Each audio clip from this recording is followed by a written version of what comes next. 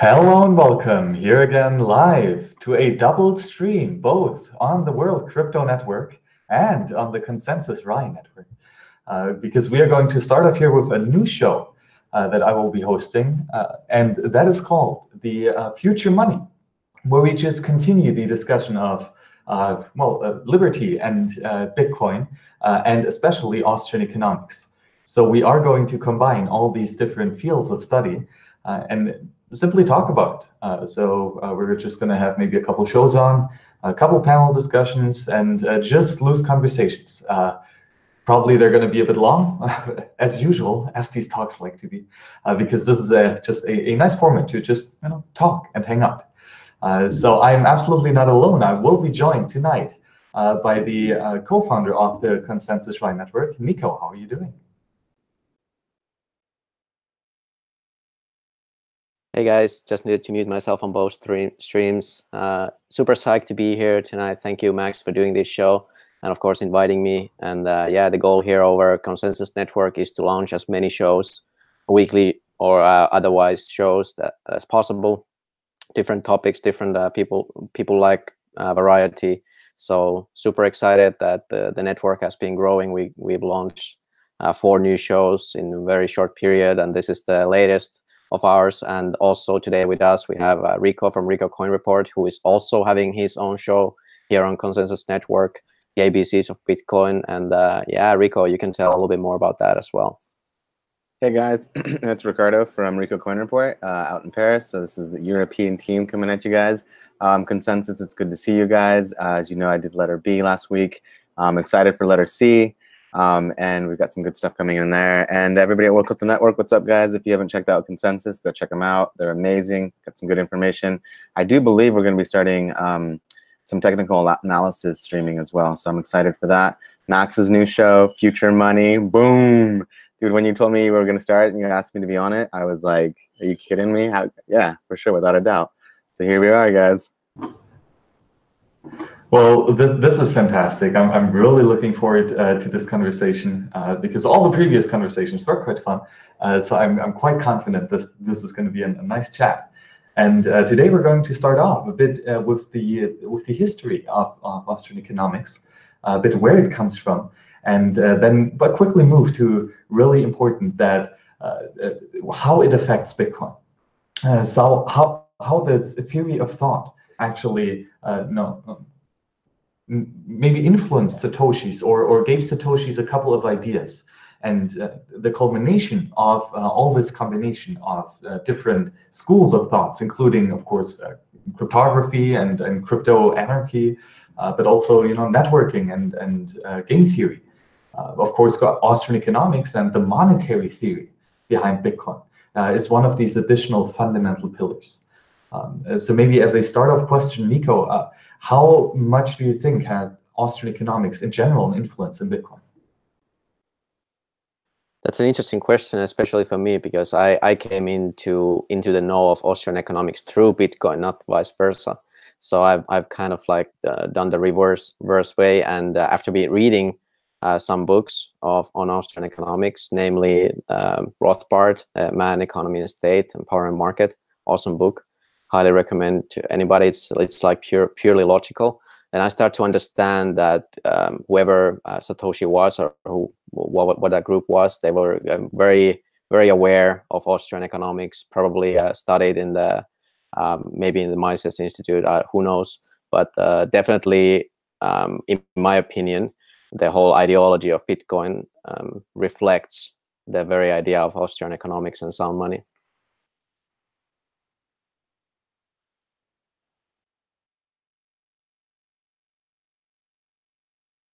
Rico, go ahead. Oh, excuse me. I wasn't aware that I was going to be next. Oh, excuse me, guys. I was kind of waiting for Max to say something.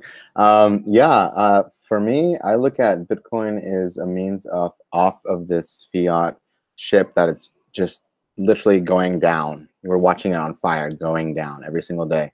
And whether or not you want to be on board of, Satoshis or cryptocurrencies, you're on board a sinking ship already. Okay, every single year we watch the dollar go down, the euro go down. We hear the tribulations, we hear money wars, we hear of laundering, you guys, the laundering is just how much they're making inflated. So yeah, this future money is gonna be great. I'm excited for this, guys. Thank you. Oh, where was Jitsi here? Oh, absolutely, yes. This is going to be a really nice discussion. And so maybe to start it off now, let's see how this is.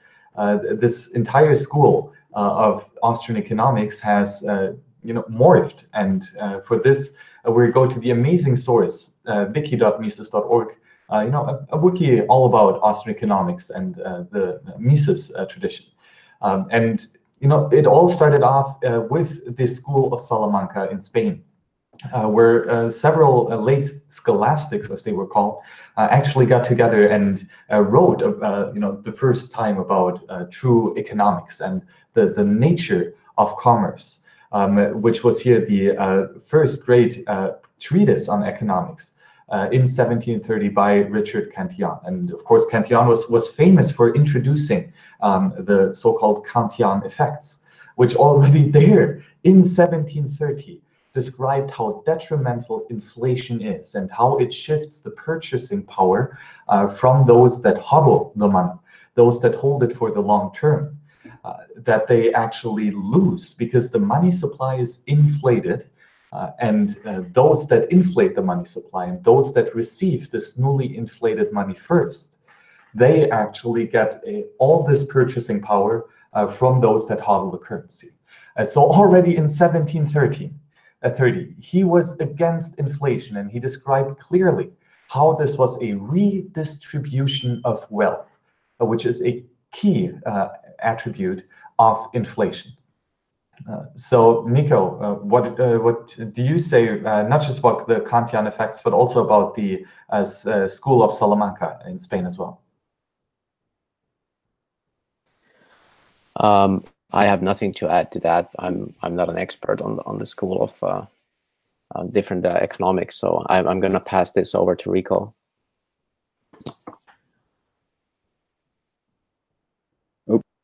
It's hard having two chats open at the same time. Thank you, Niko, for pushing an agreement to that. Well, I wanted to go back to the idea what you talked about with the deflation, or as you called it, the detrimental inflation. It's literally just taking the currency and just dropping its worth. And it is crazy that people are getting literally trapped by holding onto your money, your currency. It's actually a trap. Like you think, oh, I'm gonna hold on to it, when it's actually lowering in value. It's kind of like this idea that I heard on another conversation was, if Santa Claus gave out every single person $100 on Christmas, or on the 25th of December, or whatever day of the year you guys celebrate, end of the year, holiday, that if you still held on to that $100 the next year, those people who had held on to it, it's not worth $100 anymore. It's worth less, literally, in the market of trade and commerce. Okay, so that being said, yeah, it doesn't help to save your money. It's pointless. But if it's gold, or it's digital gold, then now we're talking about real worth value.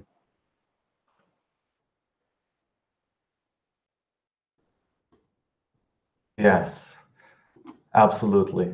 And of course, after the first thoughts about this new liberal idea to actually not control the economy and just let it flow and let it be free, let freedom ring, let liberty ring, and let's see where this takes us. That was something that really emerged in that time of writing, and then further later to that. There was another great author who then was kind of, or could be described as, the first Austrian, and that was Karl Menger.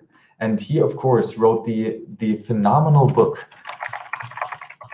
that you can get for free on Mises.org, his book On the Origins of Money, which is a fabulous construction of how money actually comes out to be. And he clearly showed, and he proved, that a money is never ever created by the state. No forceful regulation can whatsoever go about and just create money out of nothing. He rather said that money is always discovered on the free market. He said that money is is just a good that has several key attributes, and these attributes simply make it useful as a money. And those key attributes were, first, a sound money, then second, a good medium of exchange, and third, a unit of account. So these are fundamentally three of the main important aspects of a money. And he clearly stated this out here in The Origins of Money. So Niko, would you please go into this first most critical aspect of Bitcoin, its attribute as sound money? Sure. And talking about those amazing resources on Mises Institute, I also encourage everybody to check out Max's website, which is towardsliberty.com. And his link list there and library there is quite extensive as well. So definitely thumbs up for that. And also like this video and subscribe if you like. We're going to try to provide more different kinds of content. And this is where Max can show his expertise on Austrian economics and how it ties in with Bitcoin. And we get to ask him some silly questions and maybe point out some things that we think are good properties in Bitcoin that could qualify as sound money. So for me, the soundness, the most important aspect is censorship resistance. I think there's no way around that. The idea that we have a medium that we can store our effort, our physical effort or otherwise, and store it for later use without worrying that somebody will take it from us or confiscate or steal it from us is amazing. And that in itself, for me, would be a use case enough. And the other parts of the sound money will come later, like unit of account. It's not something that we are currently in desperate need of. Maybe some countries are, but mostly that's something that will come later. So to start talking about the sound money, for me, it brings in personal responsibility would be the first thing, to be self-sovereign with my money, with my resources. That's very important aspect of it for me.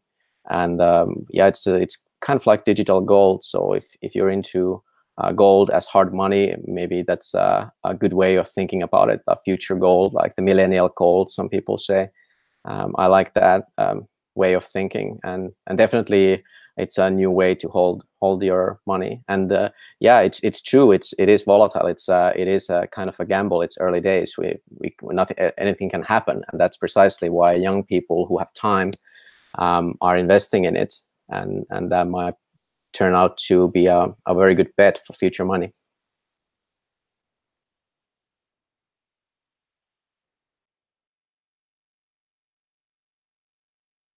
There we go. Yeah, I actually completely agree with you.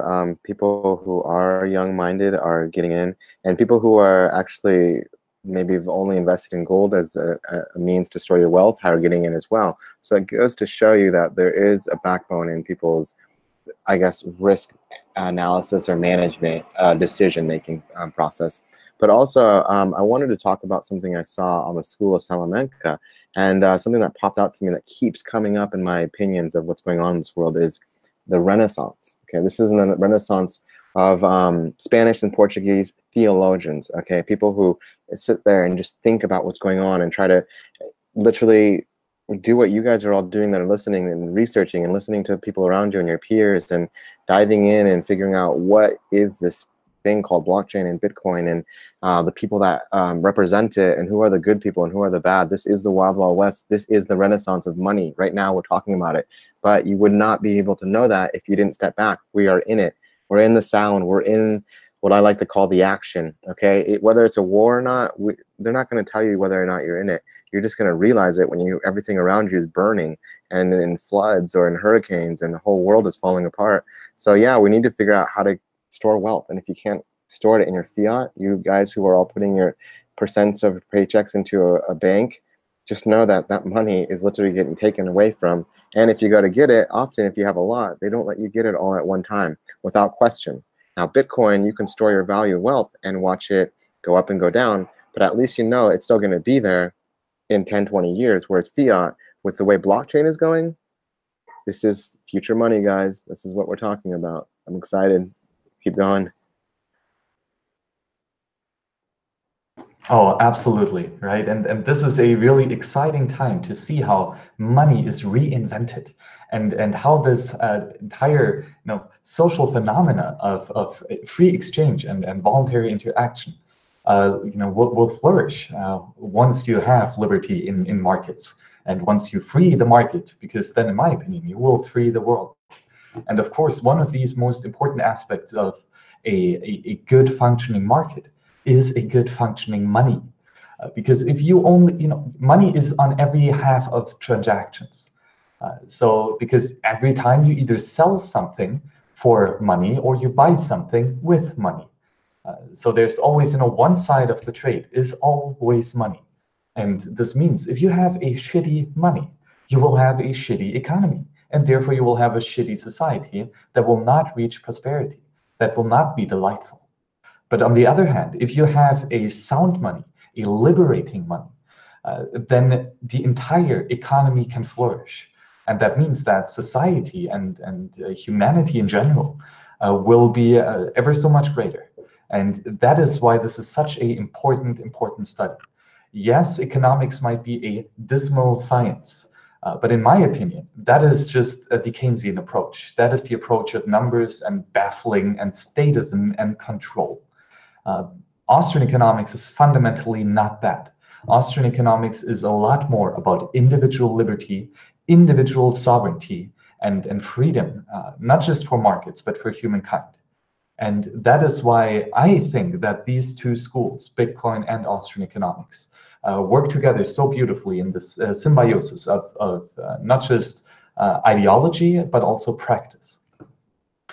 So Niko, maybe could you a bit more go into what it actually means to have a sound money, especially with a hard money supply, and why is this important?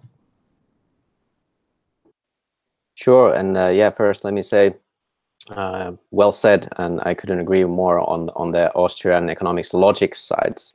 And to me, it seemed like I was completely ignorant of all economic theory before Bitcoin. And then once I started getting into Austrian economics, I soon realized that actually no extensive base knowledge was needed to understand it. Of course, basic mathematics you need to understand, and how reality works is helpful.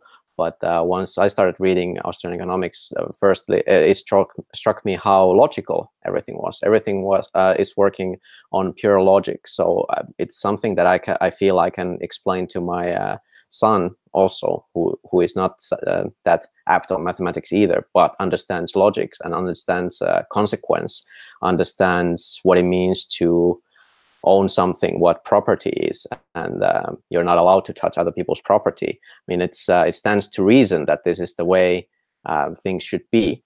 So yeah, definitely, and goes back to the personal responsibility, of course. Never do whatever you want as long as you don't harm others. And I think this is a valuable tool that we can use to achieve those goals of everybody being basically free. And what this I think can bring also is kind of an equilibrium in the world when people are worrying more about building a life for themselves rather than being stolen by the governments and funding wars that nobody wants to fight. So I think this is something that this realization takes a while, obviously.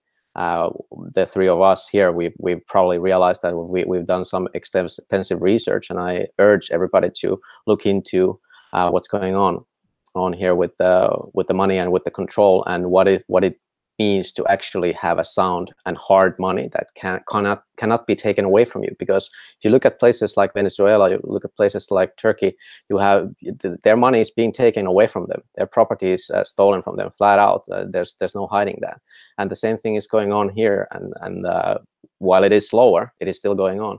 And it would be naive to think that we are somehow immune, and this kind of thing. Well, digital scarce sound money that we have at this point would seem like a logical hedge against what's to come. What do you guys think?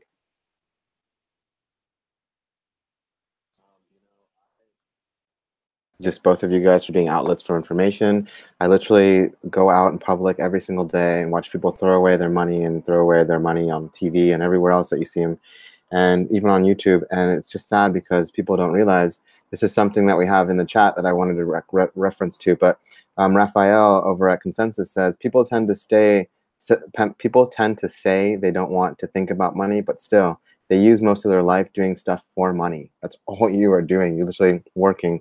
And here's the thing about the Renaissance and this new age is if you don't know what's going on, you're going to be left behind. And that being said, money is a really complex thing for one reason, because they make it that way. They don't want you guys to know how it works. They don't want you to know where it comes from. You see so many interviews of people doing live feeds of questioning the public, and you ask, where does money come from? And you know what, that 99% of 100% don't know where it comes from or anything about it. And the thing about the money being complex is Bitcoin's not.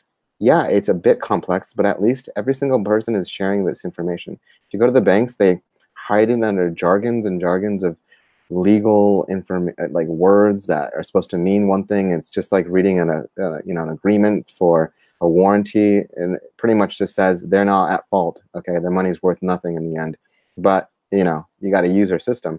Or now, this came up as well on Twitter, fiat money is now a choice. You do not longer need it. You can choose to use cryptocurrencies. You can choose to use Bitcoin and stand up for what is sound money. Whoever created Bitcoin, the group, the cypherpunks, the Satoshi Nakamoto, genius. Why? Because he put Austrian economics into it. And you had asked about the money supply. The money supply is given to us. They tell you a roadmap of when it's going to halve, and it gives you a time of how fast it takes to mine this money. I mean, you literally have a bank in your hand, and you can go to any country that accepts it, or anybody that's across the world and accepts it and trades it, and you can buy stuff. It is money without borders. This is a call to arms, you guys. Future money is not a joke. This is literally giving you guys the information as fast as we can. I mean, okay, so those economists who are monetarists, they've been ruling the world for so long, and they've been in control. This is a chance for Austrian economics to literally take the place of what is wrong with this world, which is greed, control, theft, okay, and disinformation like you would not believe. I mean, what you guys do for work every single day for this currency and what it stands for are completely two different things. So this is going to be exciting. I'm excited for this, the renaissance of future money. Absolutely, Rico. Great points. And that is something that initially Cantillon pointed out, is that the money supply actually doesn't matter. It doesn't matter if your coin, if your token has 100 units, if it has 1,000 units or 1 billion units. As long as these units are dividable, they can be used as money perfectly fine. And that is, of course, also where in cryptocurrencies, the unit bias comes in, which a lot of shitcoins really use to profit off. Bitcoin is, of course, set at 21 million Bitcoin, but it could easily be 21 trillion Bitcoin. Wouldn't matter. However, if Bitcoin is the standard, and then you only have 21 million, then you can do a Litecoin and just increase the money supply by 4. Because then your inherent value per token will always be 4 times less than the inherent value in one Bitcoin token. And that means that people think that it's cheaper, right? That it's better, that it's cheaper. It's not. The unit bias doesn't really matter. However, what really does matter, if you change the money supply and you do not hand it out equally among everyone, but a few people receive this newly printed money first. And of course, Cantillon described this effect with the Cantillon effect. But ultimately, it means that there are 2 things happening. There's on the one side overconsumption, and on the other side there are malinvestments. This is also something that Mises, Ludwig von Mises, in his amazing work, Theory of Money and Credit, pointed out. So, Niko, could you maybe go a bit into what overconsumption is and how an increase in the money supply makes that so?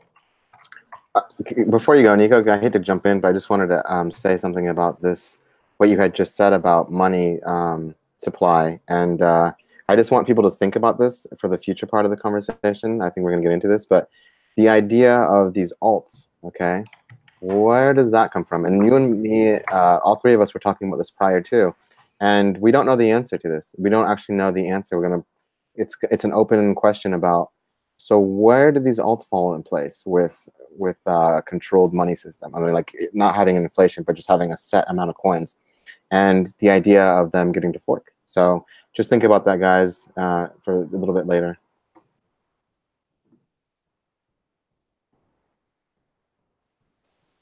Right. So yeah, that's a great question. Overconsumption. That's one of my favorite topics to talk about. And this goes into the twisted game that is currently played in this world. That we are sold this idea in mainstream economics that consumption as itself is a good thing, and we should consume as much as possible to generate jobs and generate value, which is a broken window fallacy, basically. So, you know, you break a window to create some jobs. That's not going to really work out that well. And this is what happens with fiat money. We are incentivized to consume or waste away, buy at least something rather than nothing, right? I mean, your money is going to steadily go to trend towards zero. So you rather spend it than save it, right? And the whole investment structure and this kind of like, if you would like to invest in a startup or something like that and grow your wealth through that kind of things, has been made quite inaccessible for regular people with regular incomes. And I do believe that it's on purposefully so, on the guise under the guise of protecting consumers from these destructive investments. When at the same time gambling is legal almost everywhere, and you know we could go on and on about this, but I don't want to make it too political either. The point here is that there's this game that is currently being played, and if you don't understand how it's being played, you are the pawn. And I encourage you to wake up and see that there is an option. There is an option to step away from the game. There is an option to start using this digital sound scarce money. Be a master of your own future. Be a master of your own. Have the maximal power and leverage in the future, also for yourself and your family, and your like pension fund, your safety fund. At least that's what it represents to me in the future. And this is I'm talking about a hedge against the whole fiat system, which, in my opinion, is living on a borrowed time at least for 20 years. And I do see that it's going to collapse sooner than later, during our lifetime. What do you guys think? Yeah, absolutely. What Max had said earlier about the, or I don't know which one of you guys said it, but it was about the people living in complete poverty, you know, and people making extremely bad, extremely risky decisions. And those risky decisions, they usually pay off because they just get bailed out. Where the people in poverty, it's getting to the point where the middle class is the poverty. The United States is the poverty. The people of Germany, they are felt oppressed. Okay, they work. The people in France, any country, you name it. And you see people who don't want to go with this U.S. dollar-backed, you know, currency, or they want to do their own thing. And there's even an oppression on the outside countries around them, just like focusing in on they're not part of this debt system. We need to get them in. And what you're seeing in these countries that are being destroyed from the inside out based off the monetization and markets that are completely controlled is that specific thing. These people have bet so much, and you guys are the ones they're betting. Okay, they're betting your house, they're betting your job. Okay, they're betting all your taxes, and guess what? They're betting your future. Okay, so the price of food is going up for some reason. All right, you just be aware of that. Now, I do like lots of research and like to look at other markets, and I create my own dots, connect my own maps, and create my own line. But yeah, you got to be careful what you're investing into at this day and age. And this is going to be sorry guys, this is going to be a really interesting to see what's going to happen with this. It's literally coming to a point, you know. You said 20 years that they've been holding on to this, they're inflated. I say way over that. I say, you know, back before the Federal Reserve. I mean, it's just this ongoing chain, and if they don't get it, then eventually they have to get bailed out. But this is it. I mean, if you look in the Genesis code, what is in that? What is on that timestamp? It's the reason Bitcoin exists, okay? It's because they don't want to ask anybody else to get bailed out. They're like, This obviously was happening in the UK. Now, we don't know if Satoshi Nakamoto was from the United Kingdom, or if he was a group of cypherpunks in California, or if he's actually from Japan. We don't know that. Not in point, you guys. The point in case is he was either affected or realized this is ridiculous. This is ridiculous. We're groveling for little bits of dollars, and they're betting our lives. Come on. So this is a Bitcoin. This is what Bitcoin gives you. It gives you freedom from fiat. Now think about that. Borderless money, okay? It doesn't matter what country you're from. You can spend it the way you want. It's your money with anybody or who you choose to. Silk Road or just on the road. So. Oh yes, absolutely. And overconsumption is especially terrible on several regards. But mainly and economically, how it works is that when you increase the money supply, this means that the supply of money goes up, but the demand of money somehow, or first of all, when the supply goes up, that means that the price of it drops. So you can get money more cheaply.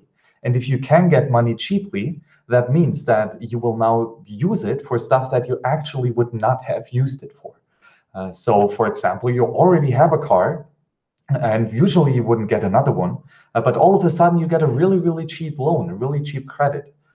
You go into debt because it's cheap. And now you can get a second car because it's so nice, and you always want that Lambo, right?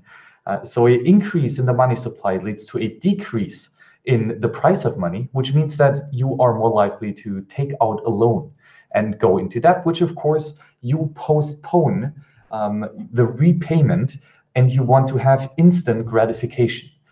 So there is a time preference element involved in this, because we all want to consume rather now than later. But of course, we want to save, right? We want to look forward to the future and plan accordingly. Because if we do not, then we're in an anti-fragile system. That means that we would get into troubles. So we want to plan ahead. And Rico, maybe could you talk a bit more about how planning is changed when you change the money supply? That's a very good point. And I think people in the chat are up to par exactly with what you're saying. You're getting some good responses. This came up in the chat. And this keeps coming up with every conversation when people are trying to sell you. I mean, it's like, we're not going to try to sell you on Bitcoin anymore, guys. It's like to the point where people who are maximalists don't want to tell you about it. You know why? We want our Satoshis, okay? I know that Tone Vase was giving his Satoshis when he was having an argument with Roger Ver in the Mediterranean, just over here in Europe. And literally the last thing he said was, I don't want to give away my Satoshis to people who don't know what it is. They don't deserve it. They don't value it. That's where I'm at. If you don't know what a Satoshi is, if you don't know the value of it, and Steve Johnson in the World Crypto Network says, I believe we're in an accumulation phase of crypto. I'm buying now because in the future, it's going to be way too expensive for me to buy. Very good point. I'm getting my Satoshis now. Okay, I don't want to wait in line. I don't want to wait for anything like that stuff. I mean, don't go out and dump your whole bank account in there. You still got to pay for your stuff, unless you're Max. Obviously, you figured it out. That's how to be super sound with your money. But that's from a banker's opinion. Obviously, if you can get out of the system, like Max, like Andreas Antonopoulos, like anybody else who's off the fiat system, good on you. It's not an easy task. It's like literally the strictest financial diet, I think, because you do have to think of the future. You have to think about your decisions, and that's what we're talking about. We're talking about your future. We're talking to each other about our future. And in coalition, we think about the soundness, okay? If we give you these big, drawings on the wall and we're giving you all of the information, it's because we care, okay? We literally care for you guys. I mean, it's eventually going to go mainstream and people are going to be like, okay, well, I don't know why I told everybody about Bitcoin. I wish I had just gotten some for myself. But at this point, with this price that's being adopted, okay, in this last 2 weeks, this week alone was insane on adoption. I'm excited for this week's news reports, but more so the fact that so many people that are big are getting in now publicly, which means they were already privately getting into it. But before, they were just thinking, oh, this is a big joke. Let's just buy some Satoshis and throw them around. They didn't realize what they were wasting, okay? People don't realize how valuable this market is. It's a very delicate market too, okay? We need everybody as well to go out and show people how to run their own node. for the future sovereign sound money to stay alive, okay? And I'm trying to get into that as well, but also just share just all you have to do is share the word. And if you share the word, your word is going to get to somebody eventually, and it's going to hit them where it counts, the bone, you know, really deep into the heart. And they're going to be like, what have I been wasting my time getting paid in fiat? So that's my next step in future money, is I'm literally trying to get all my clients over to Bitcoin. So it's not easy when you don't speak fluent French to explain people what Bitcoin is. But point in case, guys, this is the future. If you're an entrepreneur, you can get paid in Bitcoin, okay? What you do with your Bitcoin, that's your choice, all right? As an entrepreneur, you are already you're outside the circle. They don't like you because you are not following the rules. You got your own job. You're doing your own thing. You're your own boss. They don't want you. They want you underneath one of their key keepers, their control honey potters. So the thing is, guys, you are the future. This is the future, and take control of your money. Oh yes, absolutely, Rico. And what you finished up there with getting control of your money is so important. This is really what it is all about. Because fundamentally, in a weak fiat system, in a unsound, in a opaque system, you are not in control. You are being controlled. There are external forces dictating how your money has to behave, and you have to use it. It is fiat money. It is money that is not chosen voluntarily, but it is money that is being forced upon you. And you have to use it at a minimum to pay your taxes, which, by the way, is theft, and of course to pay back debt, because debt is what this entire scheme, this pyramid scheme, this Ponzi scheme is based upon. There is always more debt in circulation than money proper, which can be used to pay back the system. So the system is always and inherently bankrupt and illiquid. And sooner or later, such an expansive scheme that is being forced upon you will be destroyed, will collapse. It has always happened. Money, fiat money, always dies. It will end up in the shitters, quite literally. So maybe, Niko, could you more expand on the attribute that such a fiat money would never be chosen voluntarily on a free market, but rather it has to be enforced by government dictate?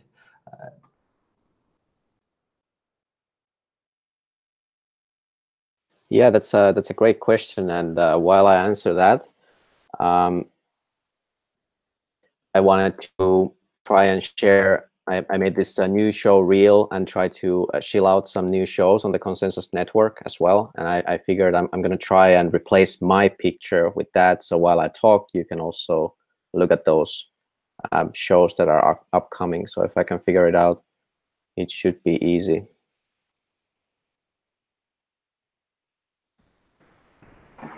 Well, can you see? Yeah, there we go. Awesome. That's my show, everybody. Go check out the ABCs of Bitcoin. I got A and B down.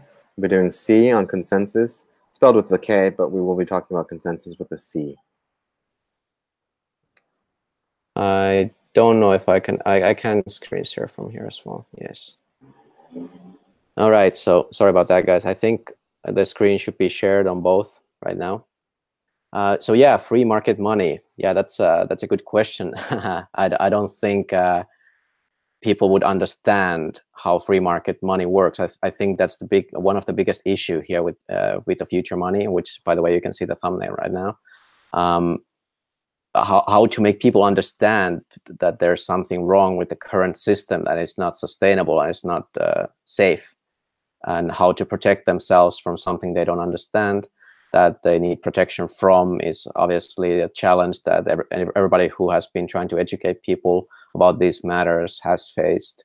And I do believe that if people were shown what a true free market looks like, you will be so happy. Like I don't know, like who benefits from the current system where we have this throwaway disposable culture where we dispose not only of our properties but also our partners and relationships, and it's the whole world seems to be kind of suffering from this. So if we could just have free market, which would essentially mean full voluntarism, which would mean no coercion, no forcing of whatsoever, forcing of prices, or you have to buy this, or you have to use this money, or you must do this and that, and you must pay these fines and taxes. If there's no coercion like that, and people could found free enterprise, do trade freely with each other, as long as nobody harms anybody, takes anybody's property, I think. Yeah, I think people would vote with their actions very, very differently. But the problem here is, the bottleneck here is, people don't understand. People would really need, that's why I'm so excited about, Max, this show that you're doing, the Future Money. I think this is precisely what we need to onboard people to this ideology of soundness of money and economics, and that you can, in fact, and you should take full responsibility of your own finances, your wealth, your well-being, and not outsource that responsibility.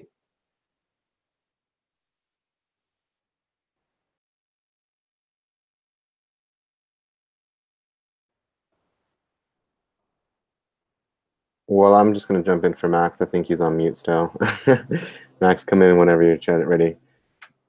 But it is about decision. This is literally a call to arms. This is us telling everybody that we know and listening that this is your decisions is the future. You know, whether or not you want to speed up the process, that's your choice. It's going to take a long time for people to realize that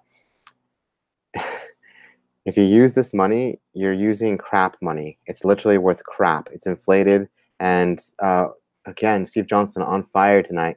He says taxation is not only theft, but it's slavery, and it creates anarchism. It's absolutely true. It is theft. It's a great way to, it's an archaic system of debt and consumerism, slavery once more.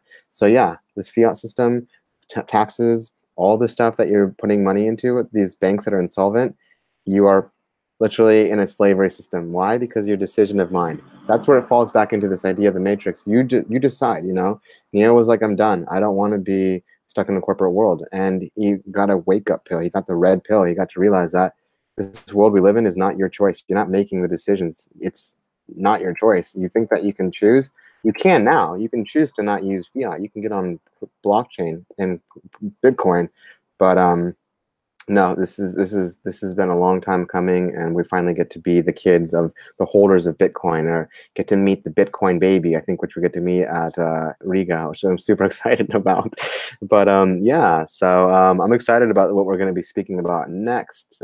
So.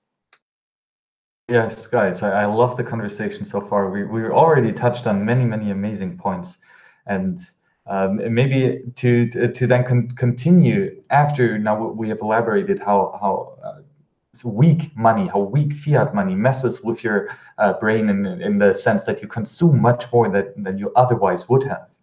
It is literally mind control. It messes with the time preference that is inherent in humanity, that is inherent in human action. And that was, again, a book by the amazing Ludwig von Mises. And in this book, it was his entire treatise on economics. So he really went into depth into how all aspects of economics works based on praxeology.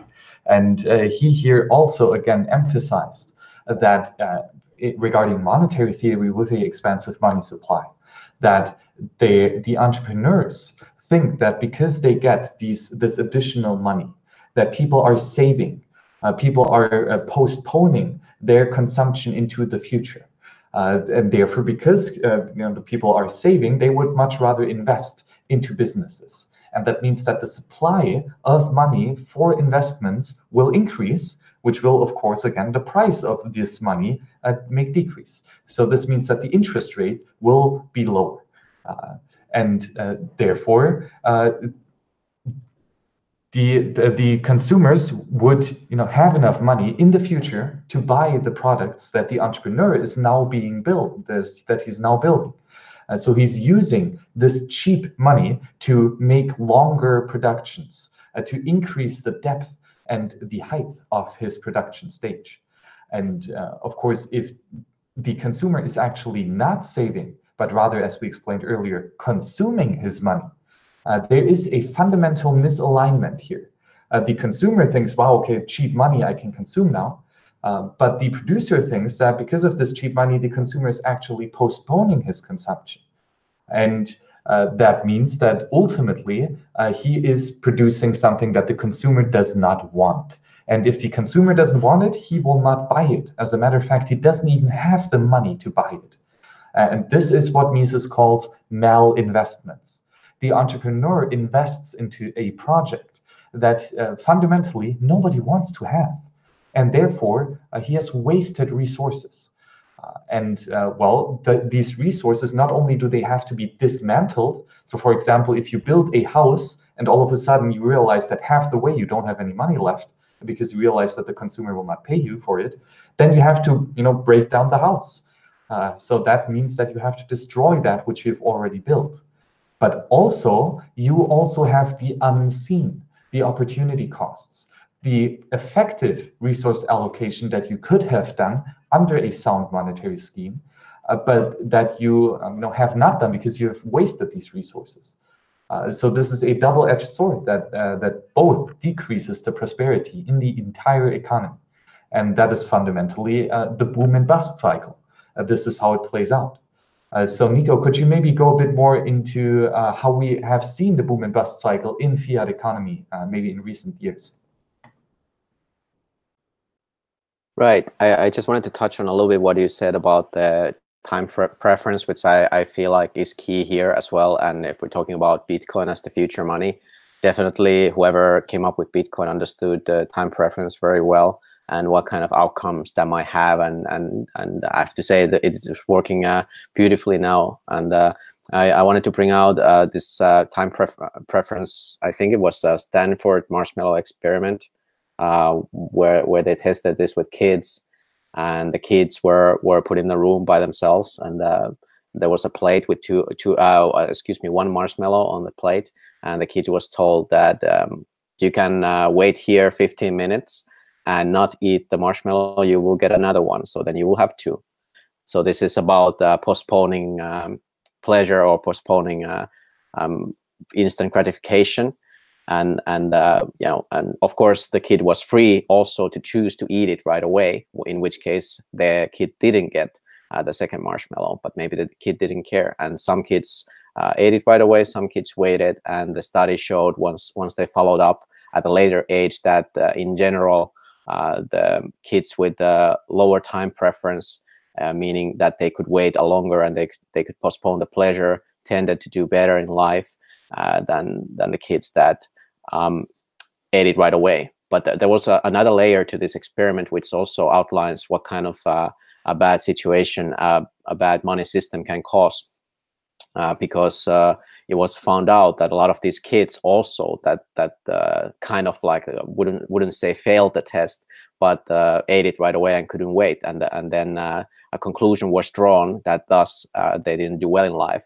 But when in fact there was a correlation also with these kids coming from the poor, so maybe the kid couldn't count on having dinner on the table the next day, for example. So from the kid's perspective, it was a perfect play to eat it right away and not risk it, and wait for maybe somebody will take it away and there's nothing. It's a scam. So this was another interesting layer of on the experiment on time preference. But I think I rambled on a little bit too much on that. Could you repeat the question, please? Because I kind of got lost there. Well, in general, you kind of answered it already, but maybe just elaborate a little bit more on how this inflation, or maybe this question can go to Rico directly. How this inflation scheme, makes you misallocate resources, and what immense waste has been done, especially in recent years, talking about the history of a inflationary money supply and how it was used, for example, in the First and Second World War and so on. Yeah, not a problem. I would love to talk about the second part of the question, but I'll kind of touch a little bit on the first part. on the idea of inflation and what it's done. Psychologically, you guys, you want to save money to buy something really nice, like a car or something. So everything else, you just buy crap. You buy dollar worth stuff. You buy less than good quality. And the good quality stuff costs way above price, okay? So now you're spending your money on buying crap, you know, so you can get one big thing, okay? But the thing is, your money that you're saving to get that one big thing is losing in value, okay? Now, in the chat over at Konsensus Network, he says, this was, excuse me, this not Steve Johnson, he's been on fire tonight. We had A.R. Ferguson said he realizes that, oh, excuse me, guys. Okay, there's a hidden tax, okay? That's not the only hidden tax, but this inflation of money. Okay, so you have a farmer, okay? And he produces milk, all right? And he destroys his land, and he has to, you know, break his back, and he's got to do all these things to get it, just you know, this milk for people. Now, when people buy it, they're wondering, why does this cost so much money? Well, the point is, you guys, the money that's being inflated for the value of the milk doesn't go to the farmer, okay? He's not getting it. Everybody in the middle along the way of the chain, they're getting it. So what that happens is that makes increase the price so they can get a little bit more money on what they're exchanging or trading or bringing to the market. That being said, so now we're being lied to about the prices, and who knows, the things that you actually should be spending money on, like your food, is overpriced, and everything that you shouldn't be spending money on that's overpriced, like your cars and your houses, are way overpriced. Psychologically, you're just switching brains here and then having them look at a mirror and turn it upside down, and you're destroying the psychology of human beings. You can't, there's no way of getting out of it. They control the market.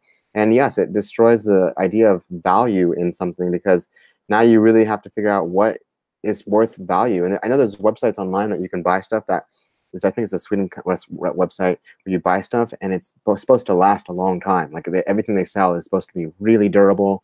And it's just sad that people, like, they're hoarders now in this day and age because they're scared. They're scared of what, you know, what's going to happen. Do they need to hoard certain things? Are they going to, we are over consuming so much. We don't need that.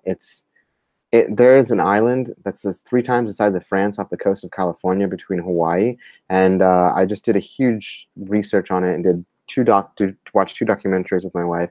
And we're trying to become minimalist. And consumerism alone is a whole nother world, okay? But the money system completely, it's stabbing it, okay? Why? Because it's the way you get stuff, through money. So if you can use Bitcoin, often I give my clients a less price for Bitcoin because I'd rather use that kind of money. To me, it's sovereign, and give them a discount rather than getting paid in fiat, which is degrading in value anyways. So it's a tough task. I mean, somebody that's up in the world of entrepreneurs and having to go out in public and price their own services and then ask them for Bitcoin, and it's just, people don't get it, and it's a complete mind mess. It's like this terrible money, you know. In a sense, this money is actually worth what people value it for. The exchange of the entire 24-hour market non-stop. It doesn't go down. It just keeps moving. You know, whereas fiat, it stops on Friday and it starts back on Monday, and it's monetized. You got the IMF, you got the BIS, you got the Federal Reserve, you got the World Bank. I mean, come on, guys. It's just rubbish. So in a sense, yeah, we are being completely confused, and the money is not going to the farmers. It's not going to the people. It's going to your taxes, which is also theft. So we just have this big circle. We're going right back into the lion's den with you know, meat stuck to our back. Oh yes, absolutely. And Rico, I do the same thing. If I get paid, you pay me in Bitcoin. And if you cannot pay me in Bitcoin, gold, or of course silver, right? Then that means that you will pay double. If I have to use fiat because of you, you will pay this extra inconvenience and the hassle for me going directly to bisq.network or to hodl.com to get rid of that fiat money as soon as possible. You know, that is some extra steps that I have to take. And I do think that this is actually justified. You know, just charge 100% extra for using fiat, or maybe just give a 50% discount for Bitcoin. Anyway, I want to use Bitcoin, and that's why I'm using it. Wow, you really do that? You really Actually, charge double? yes. Wow, Yes. that's hardcore, man. I have high respect for that. So while you're at it, why don't you tell the audience how do you tell people about Bitcoin? I think you're one of the most well-versed guy in that I know. So maybe people can get inspired on how to actually spread the virus. Yeah, spreading the virus is super important. We really need to shill Bitcoin hard because number one, Bitcoin doesn't have a marketing department, and number two, Bitcoin is actually worth fighting for and worth shilling. So combining those two aspects, I do think that shilling Bitcoin is actually quite easy. In my opinion, you only have to show it. You only have to show how it works. And once the user experiences how such a sound, magical internet money actually works, he wants to have it. Becoming a hodler is really, really simple. You can set up someone with a Bitcoin wallet within, honestly, a couple minutes. What I always carry around with me is such a small piece of paper where I explain briefly what Bitcoin is and what the private key and public address is. And I do have already space here for 24 English words where the users can write down their password simply and securely offline on a piece of paper. And when you have that, all you need is an internet connection on a phone. And you go to the App Store or Play Store and download the green address or the Samurai wallet. You chucked on the 24 mnemonic seed, and you chucked on the password and the PIN, and that's it. They have a Bitcoin account. It's fully valid. It doesn't even take a minute to set that up. Maybe 2 minutes if you take the time writing it down, which you should, by the way. And then as soon as they have done that hassle once, and I really would emphasize that this is the one time that they have to do this backup, then they simply generate an address, you scan it with your QR code, you type in how many Satoshis, you press send, done. Money is gone, can never be taken away. It's their Bitcoin now, they own the keys. They are not yet running a full node, which they should quite soon, but at least they own their keys, right? So they're kind of second-class citizens. But that's the beauty of Bitcoin. It can be experienced. And Niko, I know that you also tell a lot of people about Bitcoin, and I love that especially your son is actually already into Bitcoin. So how is he using it, and where do you think are the beauties of kids using Bitcoin? Oh yeah, that's a great point you bring out, Max. Kids, they understand Bitcoin like this because for them it's simple, it's digital, it's what they've always known: iPads and computers, internet. Everything is bred to them, like they are born into this digital world, which we haven't been. So it's impossible for us to see the level of attachment that they can have with this technology. And yeah, I can see it, for example, with my son. I pay his weekly money with the Bitcoin transaction as well, and it works great. And that's actually a great use case. I like what you said, that when you show it to people, and this is a use case that I don't think it gets brought up that often. It actually has a very good use case, which is international, near instant, near free transfers of wealth and money, and unconfiscatable. And when you don't need the third party, and this is normally what gets people when I tell them about Bitcoin, is that you don't need a third party. So like I don't do really this kind of which I think it's very valuable what you are doing, this grassroots turning of people. And when you put it that way, like when you have somebody to help you install the wallet and do your first transaction, it is simple, like you described. But when somebody is trying to do that by themselves, it's at least a 2-week process, which I also think is a valuable experience. So the way I focus and the way I go about it is I try to get people with the idea of cutting out the middleman and taking kind of like full control of your wealth and money. And I think that's a powerful idea. And once you get that to take hold, then people start to yearn for this freedom, and that's a powerful drive indeed. So that's where I normally start. And yeah, it might be hard to bring in some arguments like censorship resistance, which is obviously very important. Most people don't understand. what they need censorship resistance for, since people have maybe they haven't done anything legal, or they don't plan to do anything like that. They plan to be standout citizens. While what could possibly there to be something to hide. And this is, of course, not the case. We don't have necessarily anything to hide, but we have everything to protect. And yeah, it's for your own good. It's safety measure, and as long as the benefits outweigh the trouble that you have to go through to achieve those level of security, then you should just do it. You should do it. You should not play around with security. Yeah, if I might jump in on there as well, I think, yeah, we have everything to lose, and we already are. We've lost our. I feel like we've lost our dignity as human beings. We are stuck in a system that nobody understands, that doesn't want to be a part of it. And over in Konsensus, we've got a couple things I wanted to say. And Heikki H says it's interesting how Trump answered when he was asked about the national debt. He said, just run the presses equals print money.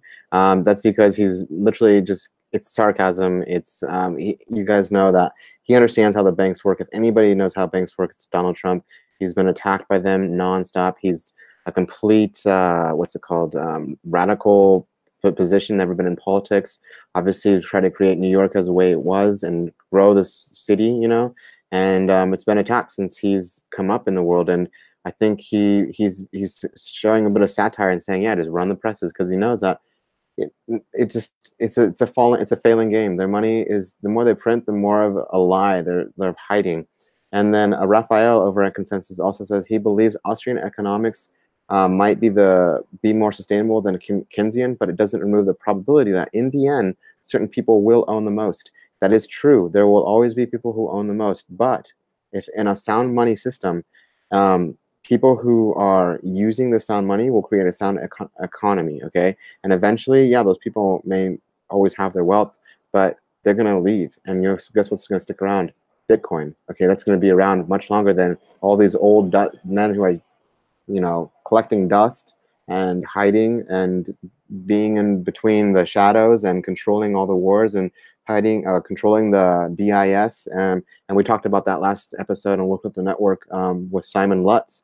And if you don't know what the BIS, it's pretty much the biggest bank in the world that all the banks go to when they go broke to help them bail out and to get their new funding. And they did funding with the Nazis.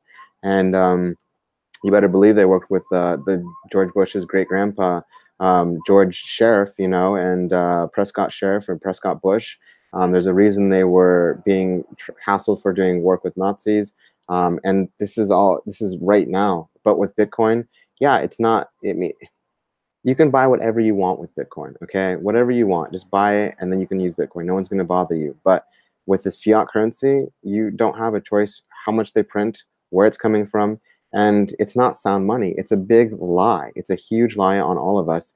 And I'm excited for this show because it's going to show us how to literally go out in public. And I know it's me, Boss Lady over in Woke Up the Network does that. She says, I describe crypto to kids as just being like tokens in their game, like a Roblox and Minecraft, except that they spend it on anything. Boom.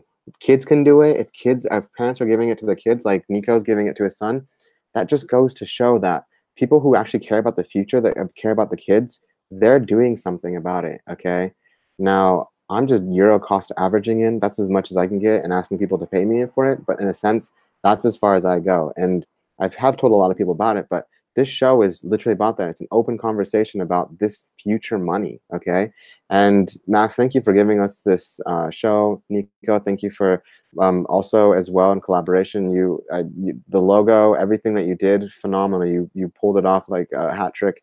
And yeah, man, this 3 points is really good. We get to really help people out. And this conversation is great because we get to see what you guys are talking about over Konsensus. We get to see what you guys are talking about in Woke Up the Network in America and over in Finland. And we get to be this mediary. And it shows you how international this money is. It's borderless. And the word of mouth is too. So yeah, this is scary times, but the Renaissance, there's going to be a lot of blood, and there's going to be in the end, there's going to be lots of glory, but it's going to be a pretty dark time. And I think we've already seen a lot of darkness But the Renaissance is to get out of those dark times, okay? And to get out of that control, it takes a lot of anarchism and radicalism, okay, guys? Oh yes, absolutely, Rico. You bring up many great points, and I do want to thank you guys quite a lot for supporting all these channels and all these other open source projects. And I really appreciate the support of this entire community and the outreach of every single one of you. And also, it's amazing to be a what I like to call open source entrepreneur. So someone that is and I talked here with Niko about this already at Mises University. By the way, here I'm starting off reading Against Intellectual Property by Stefan Kinsella, whom, by the way, was on the show just a couple days ago. So that is fantastic. And we talked about this idea of open source entrepreneurship and working in a starfish and spider organization. And the beauty of that is that it is all voluntary. It is all peaceful. You support whichever project you want to support, and there is permissionless innovation. So you do not have to ask for permission. You simply do it. You simply go out there and work on the problems that you want to solve, on the things that motivate you intrinsically, that you want to support. And it's not necessarily about the money. It's not necessarily about getting paid for this. It's about changing the world. And that is something that is inherent in such an open system as Bitcoin, and such an open system as content channels like here, the World Crypto Network, or of course Konsensus Rye. This is just a quite a beautiful collection of like-minded individuals who want to move along towards liberty. So Niko, what are your thoughts on open source entrepreneurship and how it links Austrian economics and Bitcoin? Yeah, well said, both of you guys. And I'm also really feeling the love from the community here. The support has been immense, and we've got getting more and more viewers and subscribers every day. There's new subscribers and people asking about shows and giving feedback. So that's been awesome. And we are listening to all the feedback, and we are trying to make different kinds of shows. And yeah, everybody's welcome to join our team as well to create these shows. If you have an idea, don't be shy. Just contact any one of us. We are pretty easily accessible through Twitter, for example, or Telegram. Even on YouTube comments, you can just drop in an idea, and we can work out a show. I love helping people to put up new shows and maybe I bounce around some ideas. Like, for example, we're going to have a trading show coming next week. Hopefully we can launch that. I'm looking for people for that if you're interested in trading, and if you want to share your TA tricks or whatever, you want to make a funny show, just contact me and we'll see if we can put you on the Konsensus Network, and maybe even World Crypto Network as well, because we try to be this truly global news network on all matters of crypto and blockchain and freedom, basically. I kind of forgot. Did you actually ask a question from me? I just got lost in my shill fest. The shill fest is always good. It's always nice, to give people the opportunity of finding these shows, because in my opinion it is all high quality content, and that's what we're shilling, right? It's something that we know that is good content and that we do want to support. And it's not that you should trust us and just blindly follow what we say. Quite contrary. You should never trust us. You should always verify that, and take all what we're saying here with a grain of salt, of course, because we are just random people. So we could just be random shills. You never know. But Niko, maybe go a little bit more into depth on why you support these open source projects, and why what motivates you in doing that. Oh, right, of course. Yeah, one of my favorite topics is the starfish model, which is so much more resilient than any kind of hierarchical company that you might have. First of all, it's based fully on voluntarism. It's there's no leaders. I mean, there's kind of like thought leaders, but those leaders are always chosen by the backing of community members. So, for instance, there's this book Starfish and Spider and the unstoppable power of decentralized organizations. It has a really nice case about the Apache Indians and how they had these societies and groups that had a leader that rose from the community. And when the traditional military, hierarchical military, was fighting them, they couldn't beat them because they would just scatter. And whenever they would kill one of these leaders, another one would rise up, be propped up by the community. And this is a decentralized system that will constantly evolve. People stepping in, people stepping out, people dying, people leaving the project, people doing whatever, doing million project at the same time, and then only working a little bit of 1% effect at one day and 100% on another day. So this kind of an organizational model permits that. It permits any kind of contribution to the project that you're willing to do at any given time of your time preference and marginal utilities. So when you feel inspired, you can do one project, and when you feel less inspired, then you can do another one, for instance. And then the key is to have enough people in the team from different fields that are motivated and are working for the same goal, also from their own free will, because nobody is forced to do anything. Nobody's usually in these organizations at the beginning, nobody will get paid, but it's rather kind of like a side project that everybody believes will become the future bread and butter for everybody. But there's no rush, and this is why decentralized organizations in general, like Bitcoin as well, has been said it's a bad thing.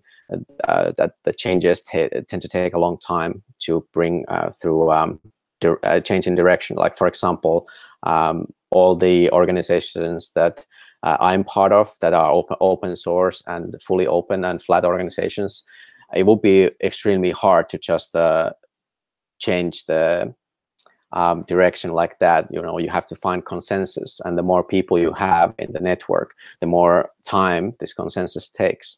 So it's a different way to govern. It's not the most efficient in some cases. It's for sure is the most resilient. So if you're looking for the long game, decentralized organizations are the way to go.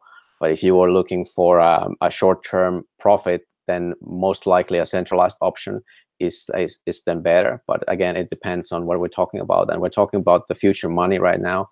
So then it will be decentralization all the way with that.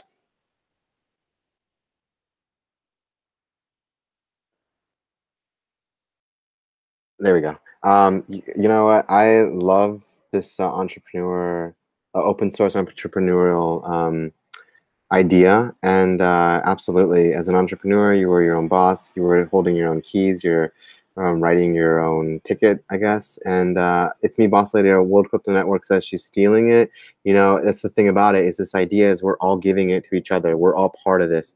And the more that we can work together, the more that we realize that we're not the problems together. It's the banks. You know, the banks are the ones that have been creating this this rat race. Like, we all need to make more money, and we all need to make sure that we're on top of it and we're hoarding it. And really, like we talked about earlier, the defamation of the money is just the idea that by holding it, you're not gaining anything. And so, yeah, this open market is about new entrepreneurs. People are gonna have to realize that their companies aren't going to be paying them in Bitcoin, not anytime soon. So if you want this stuff, you want to get paid in it, you don't have to go quit your job. You can start this thing on the side. You can create meetups. You can create groups.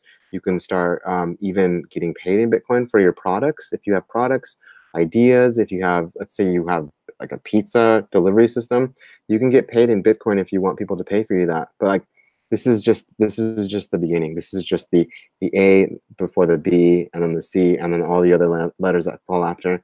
This world is, we're literally seeing the world before email goes public. Okay, and it's even when the internet went public, and even when email went public, it was a mess, you know. And Bitcoin, for it going public, it's been going since 2009, guys.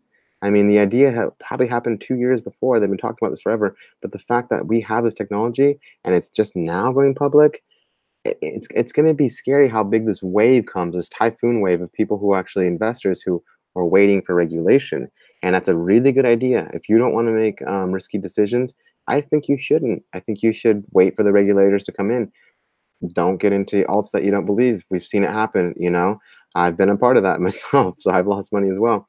Point in case, guys, you own your own money in this sense. So you have to do your own due diligence. If you invest into something, you trade your Satoshis for something, well, that might not go so sound. So, but at least you use sound money to do it, and you learned your lesson. Where we're not learning our lessons with fiat. No one's learning their lesson. Obviously, by printing more money, it's just getting back into the problem with a bigger sensation. Spending stuff that's worth less, that's worth nothing, and with money that's worth even worse, there's less than nothing. We're just playing the game. We need to stop playing the game.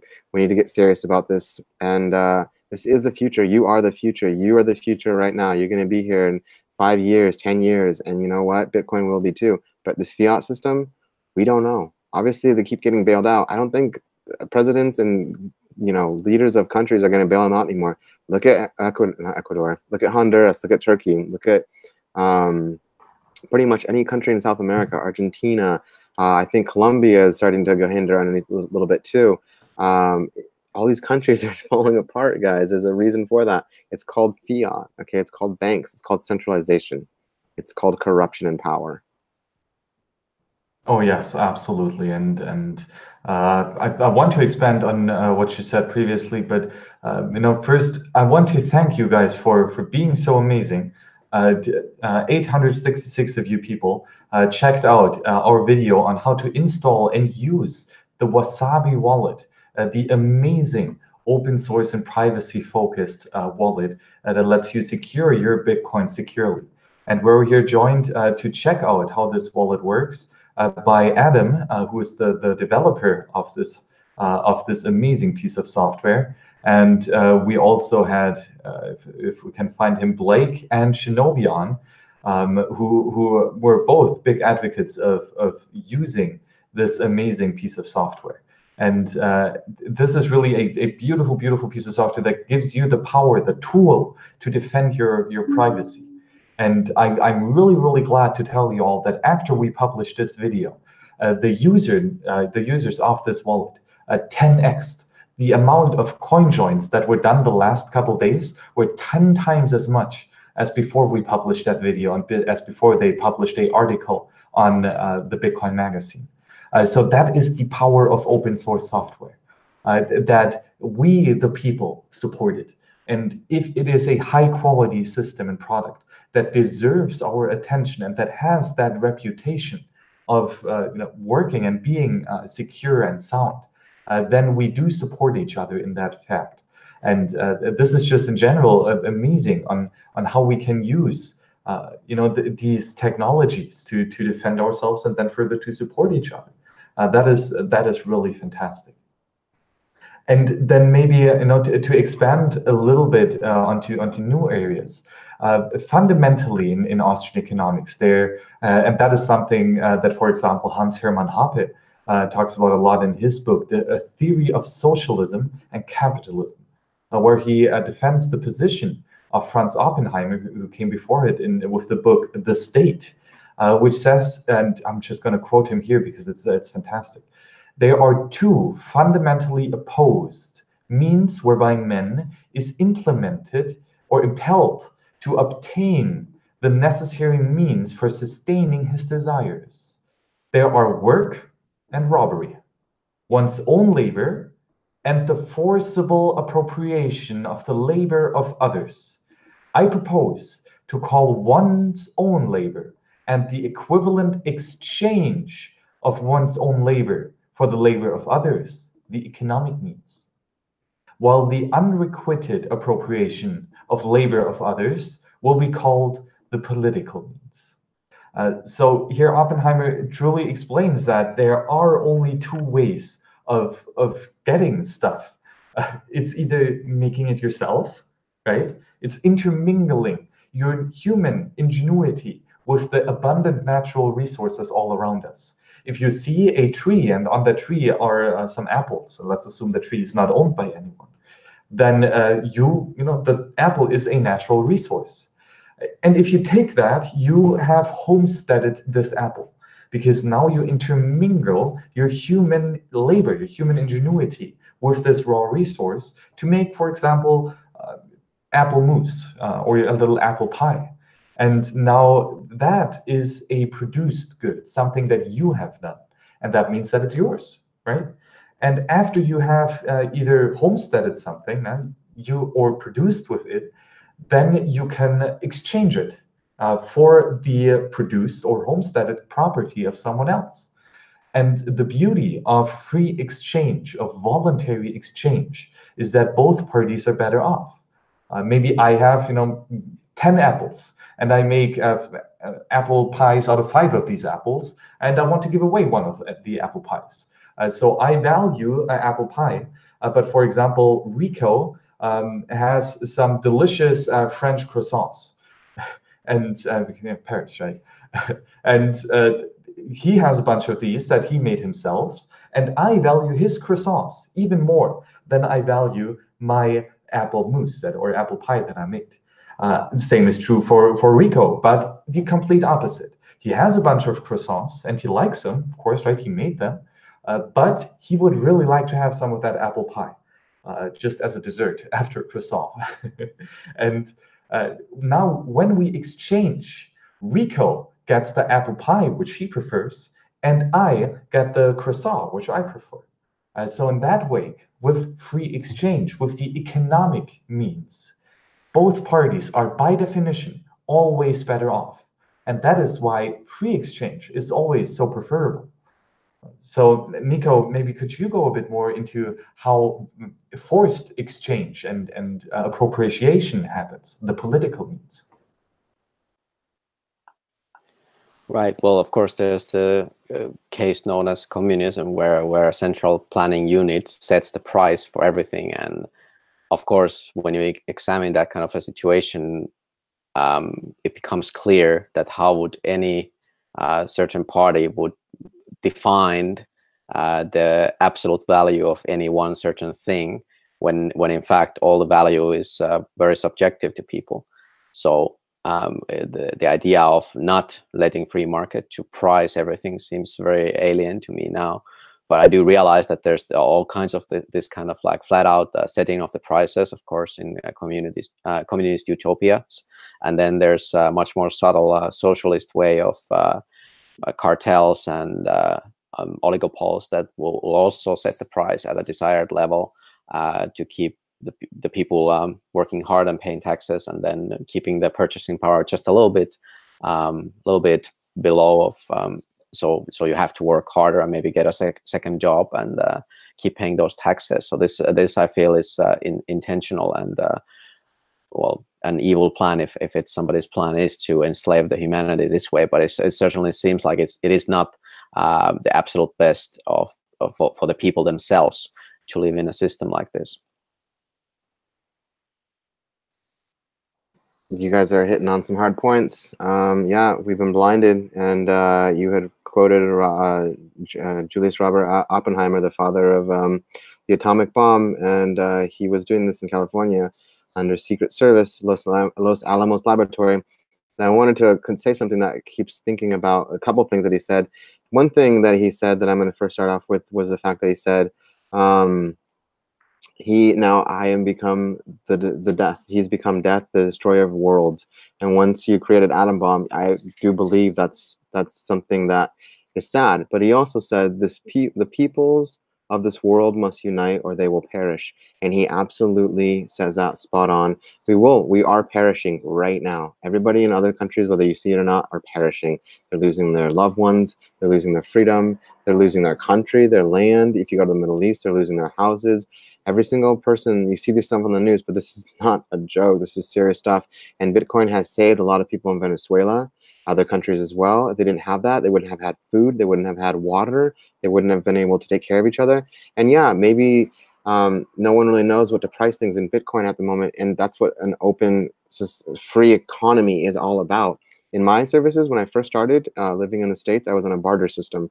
And in Portland, where I'm from, over in Oregon, there's a lot of hippies and it's very free, whatever, very Western. But we were on a trading barter system. So let's say I needed something and I'd rather trade my services for that thing. Just like Max is saying about his apple pies and the croissants in Paris. Absolutely. If somebody values something more, then why not? If you have something and you have Bitcoin and somebody wants that and they want to sell you the Lambo, why shouldn't you be able to do that? Why should we be stuck on a system where they control everything? This monetization of money it's destroyed it, and it's destroyed us. And by using it, are you not kind of supporting this bomb, this atomic bomb that's still going on? I mean, once we got off the gold standard, that was kind of like taking the head of humans and chopping it off, because you can't store wealth anymore. And all the money, all the gold that was being brought up in the world was just being stored and hidden, because that's real worth and value. Money is not. Fiat is nothing. Even life is more valuable than this money. I mean, terrorists won't even use fiat. They'd rather use crypto. It doesn't make a point to use this anymore. And for all of us knowing it, every single person listening that knows what we're talking about, it's your job, it's your due diligence, your responsibility, if you want to change this world, to go and tell somebody about this tomorrow, tonight, text somebody about the show, send them it, tweet it, telegram it, drop it into a Discord chat. This is your chance to help bring more people that you know to the space. And yeah, we're maximalists and we love Bitcoin, but without you guys using it, we really are still in this massive fight. It takes numbers to take out power. So we need to become an unstoppable force, so we can break down these immovable objects that have created pretty much the oppression and depression of every single person in living that's not part of the 1%, if I may say so. Even being and living in Paris, you see so many poor people. There's parts of Paris where people are living in tents. I mean, we saw it in 2008 in America when the house market just plummeted. It's been inflated. If you look at the market now, I'm just waiting, you know? Every single day, I'm waiting for the lies to come out on the news of which banker in Europe owes $7 million. I mean, Andreas Antonopoulos said it best. He just dropped a throwback video just a few hours ago, and somebody in the audience asks about how legitimate fiat currency is, and he just says, F it. You know, he says, F it, you know, let's not talk about that. We all know how illegitimate fiat money is. If it was legitimate, we wouldn't have to bail them out for trillions and billions of dollars, because we didn't see any of it. We didn't use any of it. You guys are all still living in the same houses. You're not driving around in Lambos. We don't all have Teslas. I mean, these people, they just live frivolously with their 10-car garages, and they've got like 20 cars in 2 different states and 1 island, and it's ridiculous. It's ridiculous. This is where we've gone to by monetization. Why they control the price of something, you know? Imagine if you had a lawyer and you had to pay him in Bitcoin, he would give you a discount because you'd rather get paid in Bitcoin. Entrepreneurship and open source entrepreneurship allows you to do that. It allows you to use the kind of currency you want, to buy the stuff you want. If you want to go to your grocer and use Bitcoin and they accept it, that's an open source entrepreneur. They chose to get off the fiat. If you find somebody that's willing to give you some kind of services or goods for Bitcoin, you better enjoy that, because that's very rare at this point in case. It's going to get bigger, but right now, it's all up to us, every single one of us. Oh yes, absolutely. Great points that you bring up. And I maybe want to expand a little bit on what we have seen here in the chat, where, who was it here, that Satoshi owns a lot of Bitcoin. And that means that you know, he has control of roughly, or we believe, 1 million Bitcoin, which would make him own 5% of the Bitcoin money supply. And the question is this a fair distribution? Is this does this not foster inequality? And I want to refer you guys to an amazing lecture at the Hayek Summer Workshop at the Leipzig University by Professor Pablo Duarte, exactly on this issue, monetary policy and inequality. This is really a fantastic lecture that he gave. It was a lot of fun. He's a great professor. And he explains here thoroughly that, you know, the attribute of Bitcoin, or, you know, of having a lot of money inherently, it's not something that makes you necessarily, you know, unequal, or that is necessarily bad. Because if you have acquired this money peacefully, if you have not taken it away from anyone, well, then it is your just property.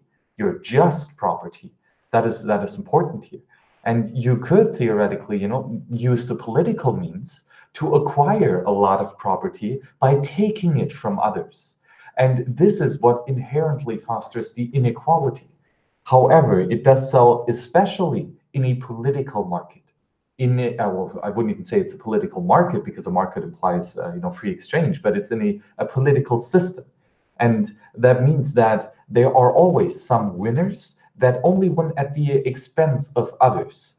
And fundamentally, this is what inflation is. This is what taxation is. And the beauty of Bitcoin is that it does not have these systems. And although Satoshi owns a lot of Bitcoin, he gave us a beautiful sound money currency system. And he was absolutely a genius in doing that. And if he even would have those 5%, even would he have 50%, this makes him worth it, because he has given us so much prosperity with his actions. And we should thank him quite a lot. However, I might further speculate that Satoshi actually has burned his public or his private keys, and therefore cannot even send his Bitcoin. So Niko, could you maybe elaborate a little bit on the inequality in Bitcoin, and is this a good thing or a bad thing? Yeah, that's a great question, and yeah, there's always this debate and the mystery about Satoshi, and what if he comes back, and what if he moves his coins. I don't think it matters all that much. Maybe in the short term, we'll see something, but if the fundamentals don't change, and I don't think it's a fundamental thing, Satoshi's coins moving, and I do think they're not going to move. I do think the keys are burned, like you said. I don't see any reasonable reason to believe otherwise, or then Satoshi is dead, which would also mean it, because normally people who are alive spend their resources. And what was the question again? Yeah, just elaborate more on inequality. Oh, sorry, I didn't hear that. Just elaborate a bit more on inequality and how it affects, or how, if it is affecting on Bitcoin or not. Well, here's the thing. Equality, there's kind of like, we are not born equal. We are with different parents. Maybe our parents loved us, maybe they didn't. They set us on the correct or incorrect path. There's a number of variables, not even counting any physical differences in possible brain chemistry or anything like that. Like, how can we talk about equality? We're not equal by default. However, equal opportunity is another thing entirely, and I think what Bitcoin is doing right now is creating this free market money that anybody has a chance to take part in. So that is equal opportunity. Okay, granted, we are not on the equal standing ground. We will never be, because somebody has more money, and somebody will always have more money to buy more Bitcoin, whatever the currency or money is that is being used to produce, represent wealth. So I don't think there's an escape from that. However, we can, and we are producing a free market situation, which in my opinion is true equality.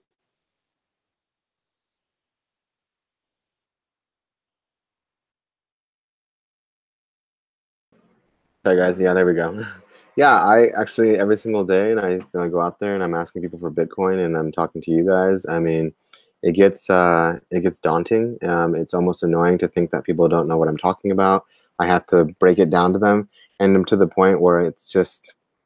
It's really sad that people don't know this, and it's being oppressed, and the information is being suppressed. Excuse me, and that shows that it's making an effect. But by running a node, by getting paid in it, by exchanging it, by using it, by talking about it, by educating kids, I mean, we are fighting against this, and it's not just about open source entrepreneurship and using Bitcoin. It's so much more than that, you guys. This is a wake up. This is more than just about you and me, and the fact that we get to ride this wave out when it's changing, that's probably the most exciting thing. And I didn't come into the space thinking about Bitcoin specifically when I first came into it.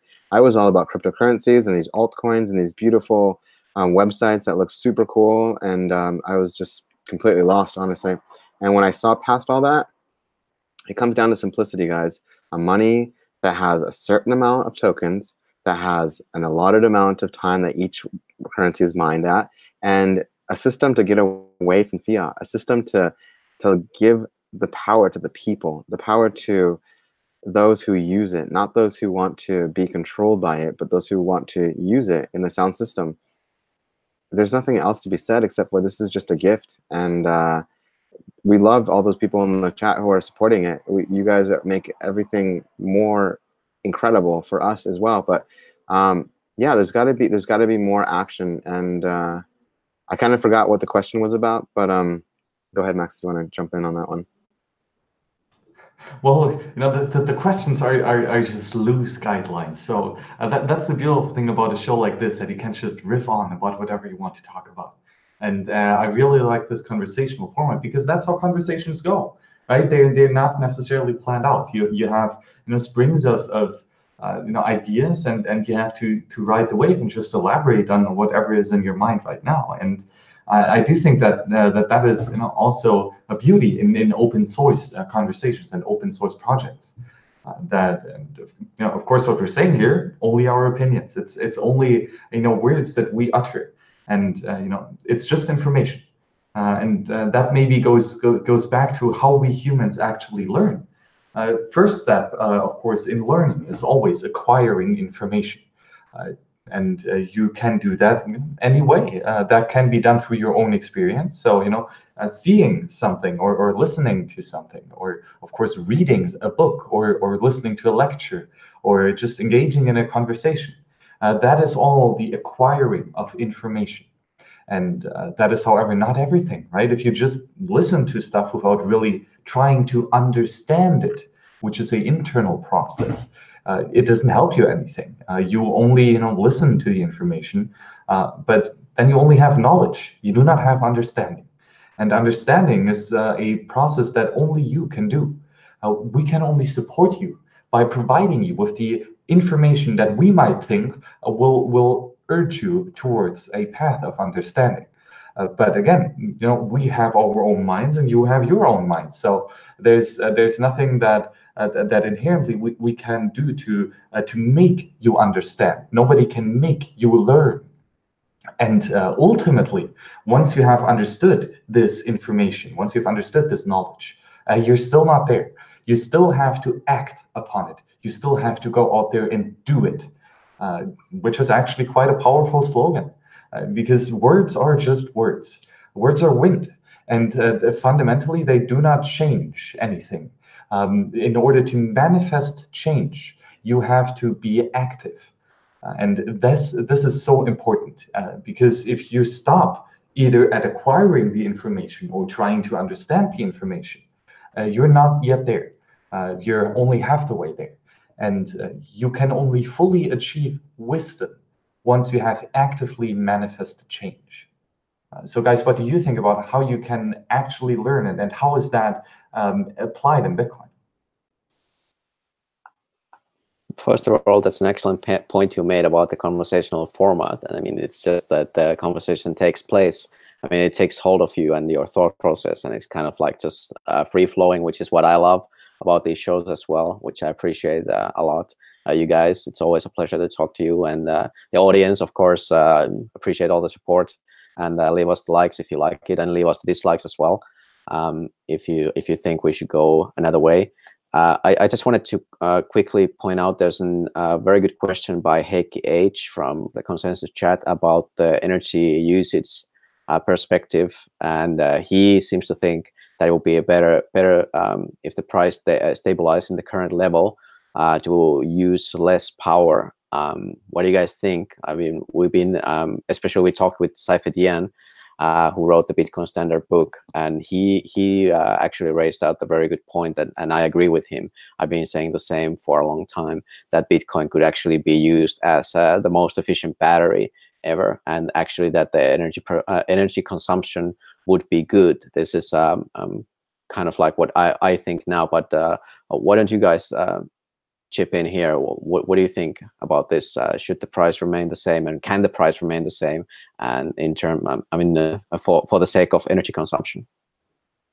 Well, I can comment on the price because I know more price than I do the logistics, where Max might be able to talk more about the power. You know, I think the sooner we can adopt the price, the sooner people can start to realize that this is what it's going to start trading at. Imagine a currency, guys, that is getting traded at $5,000 to $6,000 worth for one. Okay, what kind of currency does that? Nothing does that. There's no, not even petrol does that. I don't think diamonds or gold even go that fast. I mean, we're talking about something you cannot hold. Okay, you know why it's worth value? Because you and other, you know, I don't even know how many people are using this currency at this point. I'm just going to say 10 million of this market cap as just a rough estimate, maybe more. But at this point, guys, if we can get this price to adopt, you can stop being scared. And once it starts going back up, then you can start buying in. Okay, but until then, we just need to realize that it's all upon each other, and it's all about each other. This is what it's about. The money should just be a tool. It shouldn't be controlling us. And the money has been controlling us. And this tool that has been given to us is to clean up the entire mess that's been given to us since before the 1900s. Okay, guys, it's a ridiculous thing that we've had to deal with money. If you know anything about money history, it's a sad world. Yes, Saifedean's book is really good. If you guys haven't got the Bitcoin Standard, go get it. If you know anything about the book, The Creature from Jekyll Island, that talks about the origins of money as well, meaning in the fiat currency. But in Saifedean's book, he talks about literally the very grassroots of, you know, of where money comes from. And it's gotten out of control. You just go to a printing press, you print off, you know, 2 days worth of money, and then they just inflate the system. Well, you guys are ones supporting the system. So it's a big lie, you know. And electricity, that's another whole nother lie about where this electricity and how it should be created. I'm not going to talk about that too much, but I do believe that the price should be adopted by this price. I honestly think so. Great points that you bring up, Rico, and to expand a little bit on what was said previously regarding if the money supply, regarding the energy efficiency.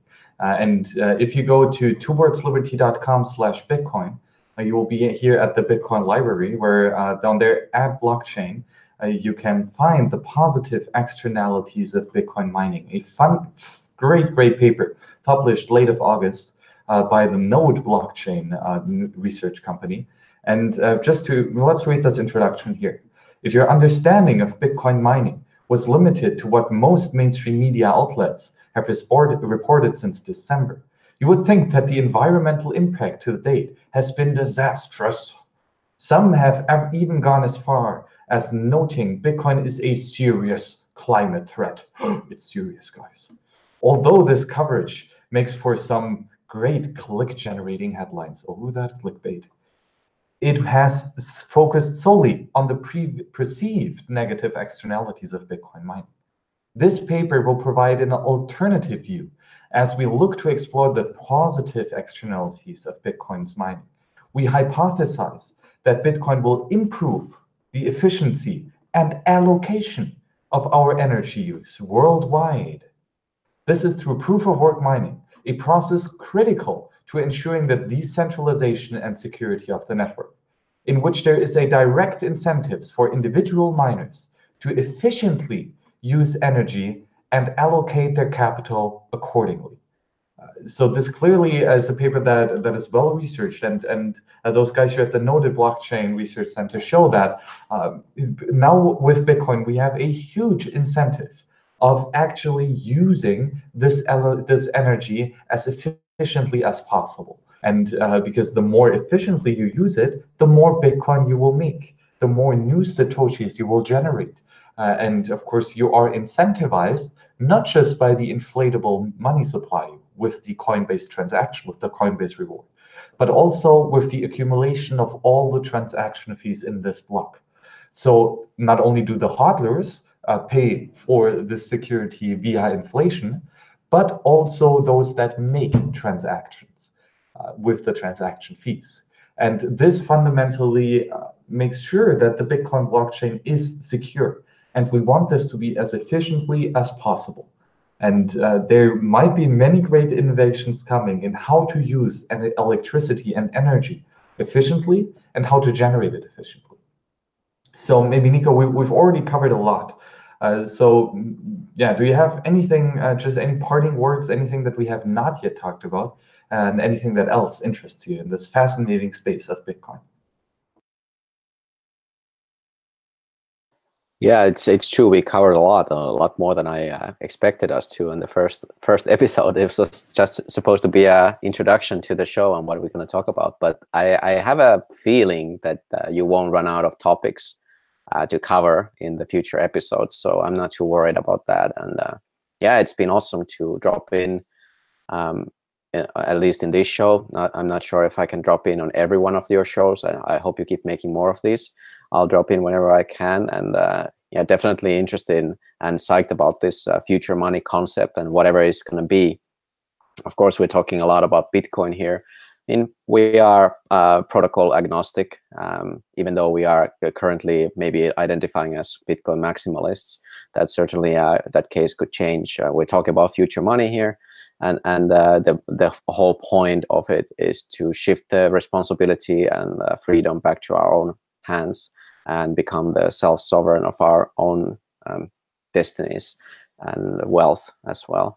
So yeah, with those words, I think we can check if there's a couple more questions from the chat, perhaps. And I don't think there's anything more for me to add, except there's 61 watchers over at the World Crypto Network.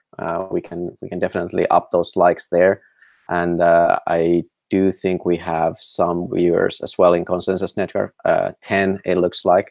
So pretty awesome stuff, guys. Keep the followers coming, and we keep making these shows, and definitely give us some feedback.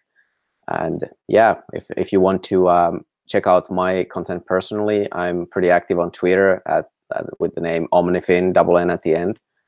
And I run the Konsensus Network on YouTube, which is trying to expand the true World Crypto Network on the European side, and we have been gaining some traction over here, which is awesome. We have Max and Ricardo doing regular content, and we have some a lot of Finnish people doing content as well, myself included. So definitely check us out, and yeah, take care, guys.